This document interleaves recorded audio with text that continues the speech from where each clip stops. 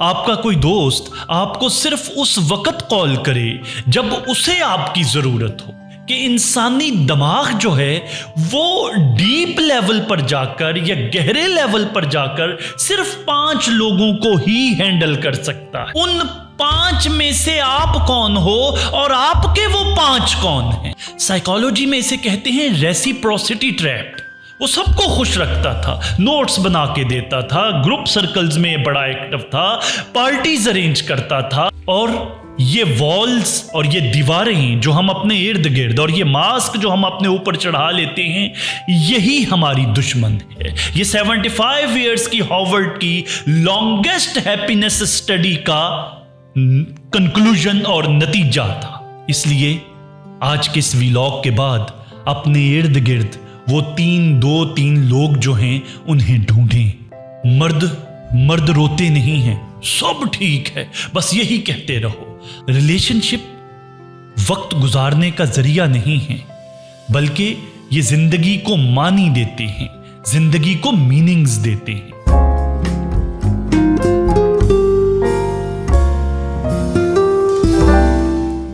एक इंसान के पास 1000 से ज्यादा फेसबुक फ्रेंड्स हों, लेकिन इसके बावजूद वो तन्हाई महसूस करे। और ये मेरे साथ, आपके साथ, हम सब के साथ कहीं ना कहीं ऐसा हो रहा होता है। हम जिंदगी में कितने लोगों से मिलते हैं, स्कूल में, कॉलेज में, यूनिवर्सिटी में, शादियों पे, लेकिन आखिर में सिर्फ वो 2-3 लोग ही क्यों रह जाते हैं? आज के इस व्लॉग में हम इसी सवाल का जवाब देंगे। जरा सोचें, आपने किसी को व्हाट्सएप पर मैसेज किया हो और वो घंटों के बाद सीन हुआ हो, या आपका कोई दोस्त आपको सिर्फ उस वक्त कॉल करे जब उसे आपकी जरूरत हो, तो फिर आप सोचते हो कहीं अकेले बैठकर कि यार मेरा कोई भी नहीं है। इंजीनियरिंग का एक स्टूडेंट अपने लास्ट ईयर में, बड़ा शाइनिंग स्टूडेंट, बड़ी उसकी फैन फॉलोइंग, पार्टी ऑर्गेनाइजर, हर इवेंट में आगे आगे, इंस्टाग्राम पर 5000 से ज़्यादा उसके फॉलोअर्स, और सब बड़े उसे पसंद करते हैं। ऑल ऑफ सडन क्या हुआ कि उसके घर कोई मुसीबत आ गई, उसके फादर जॉबलेस हो गए और वो बेचारा बड़ा परेशान हुआ, और वो बैठकर मोबाइल स्क्रॉल करने लगा कि अब मुश्किल की इस घड़ी में मैं किसे फ़ोन करूं। वो स्क्रॉल करता रहा, उसे कोई एक भी ऐसा नहीं मिला जिसको वो कॉल कर सके।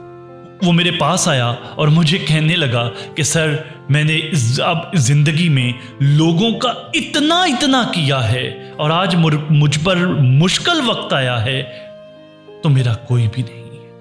ये कहकर वो ऑल ऑफ सडन गहरी खामोशी में चला गया। देखिए, यहां एक बात समझने वाली है। एक बड़े फेमस साइकोलॉजिस्ट हैं रॉबर्ट डनबार ने एक रिसर्च की, और उस रिसर्च की फाइंडिंग्स ये थी, नतीजा ये था कि इंसानी दिमाग जो है वो डीप लेवल पर जाकर या गहरे लेवल पर जाकर सिर्फ 5 लोगों को ही हैंडल कर सकता है। यानी इंसानी दिमाग ज्यादा लोगों के साथ डीप लेवल पर, गहरे लेवल पर ताल्लुक नहीं रख सकता। ये सिर्फ 5, मैक्सिमम 5 लोगों के साथ डीप लेवल पर कनेक्शन रख सकता है, गहरा ताल्लुक रख सकता है। बाकी सब क्या है? बाकी सब जानने वाले हैं, कॉन्टैक्ट्स हैं, कनेक्शंस हैं, रिलेशनशिप नहीं हैं। सवाल ये नहीं है कि आपके कितने दोस्त हैं, सवाल ये है उन 5 में से आप कौन हो और आपके वो 5 कौन हैं। साइकोलॉजी में इसे कहते हैं रेसिप्रोसिटी ट्रैप। यानी आपको लगता है कि मैं कोशिश करता रहूंगा, दोनों तरफ से मैं ही कोशिश करता रहूंगा तो मेरा ताल्लुक बना रहेगा। याद रखें, जब एक बंदा हमेशा देता रहे और दूसरा हमेशा रिसीविंग एंड पे रहे तो इसे रिलेशनशिप नहीं कहते, इसे ट्रांजैक्शन कहते हैं। और ट्रांजैक्शन किसी भी वक्त टूट जाती। बिलाल ने यही किया था। वो सबको खुश रखता था, नोट्स बना के देता था, ग्रुप सर्कल्स में बड़ा एक्टिव था, पार्टीज अरेंज करता था, सारे उसे अपेरेंटली बहुत प्यार करते थे। लेकिन उसने कभी भी किसी को अपने इतना करीब नहीं आने दिया कि कोई उसे अंदर तक जान सके। उसने अपने ऊपर एक मास्क बना के रखा। और मास्क क्यों बना के रखा?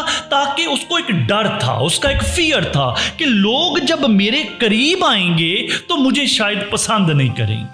इस खौफ से कि लोग जितना मेरे करीब होते जाएंगे मुझे पसंद नहीं करेंगे, उसने एक वॉल क्रिएट कर ली। और यही वजह थी कि जब उसके ऊपर और उसके घर के ऊपर मुश्किल वक्त आया और वो फोन स्क्रॉल कर रहा था, उसे कोई नहीं मिल रहा था कि जिससे वो अपनी इतनी जाती और पर्सनल बात कर सके।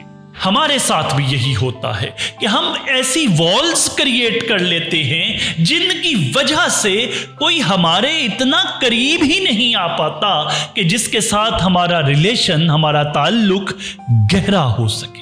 और ये वॉल्स और ये दीवारें जो हम अपने इर्द गिर्द और ये मास्क जो हम अपने ऊपर चढ़ा लेते हैं, यही हमारी दुश्मन है। हार्वर्ड यूनिवर्सिटी ने, ये एक हैरान कुन चीज आपसे शेयर करने जा रहा हूं, हार्वर्ड यूनिवर्सिटी ने 75 साल इंसानों के ऊपर रिसर्च की और ये तारीख की लॉन्गेस्ट हैप्पीनेस स्टडी थी।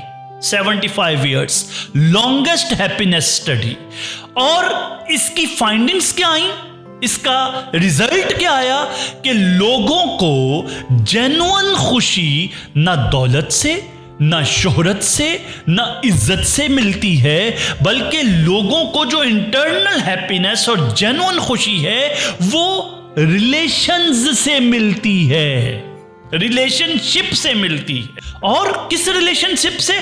क्लोज रिलेशनशिप से मिलती है। ये 75 इयर्स की हार्वर्ड की लॉन्गेस्ट हैप्पीनेस स्टडी का कंक्लूजन और नतीजा था।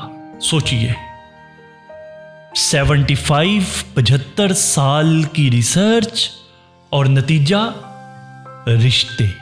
फिर हम करें क्या? हम अपने रिलेशनशिप्स कैसे डेवलप करें, कैसे मजबूत करें? सबसे पहली बात, बहुत ज्यादा लोगों की जरूरत नहीं है, 2-3 लोग काफी हैं। 2-3 लोग आपके इर्द गिर्द, आपके सर्कल में ऐसे होने चाहिए कि जिनके साथ आप हर तरह की वॉल हटा के क्लोज कम्युनिकेशन कर सकें, हर तरह का मास्क हटा के आप उनसे गुफ्तगू कर सकें। आपकी जिंदगी में ऐसे 2-3 लोग होने इंतहाई जरूरी हैं। यानी क्वांटिटी नहीं चाहिए, क्वालिटी के 2-3 लोग बहुत होते हैं जिनके सामने ना कोई मास्क हो, जिनके लिए आपने कोई ना दीवार खड़ी कर रखी हो, उनके सामने आप बिल्कुल क्रिस्टल क्लियर ओपन हो, ताकि आप जब किसी से अपने दिल की बात शेयर करना चाहें तो आप उनसे कर सकें।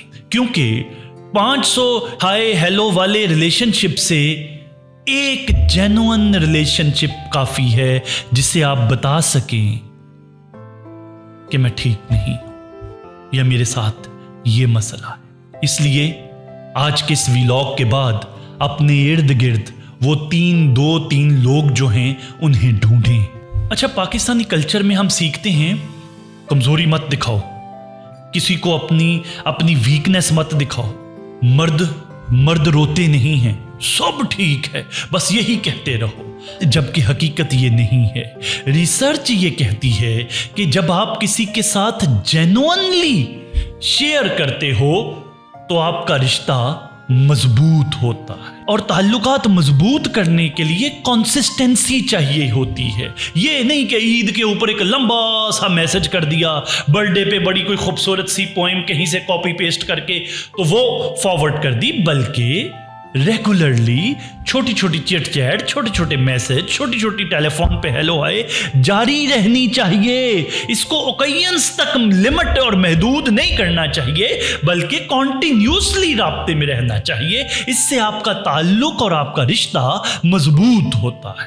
और एक बात जो मैं अपने पिछले व्लॉग्स में भी कई दफ़ा कर चुका हूँ, इसके ऊपर अलहदा से मेरा व्लॉग भी मौजूद है कि जब आप चाहें, जेन्युइनली चाहें कि किसी के साथ आपका ताल्लुक और आपका रिश्ता मजबूत हो, तो जब वो आपसे बात कर रहा हो तो बात जवाब देने के लिए ना सुने, बल्कि अंडरस्टैंड करने के लिए सुने।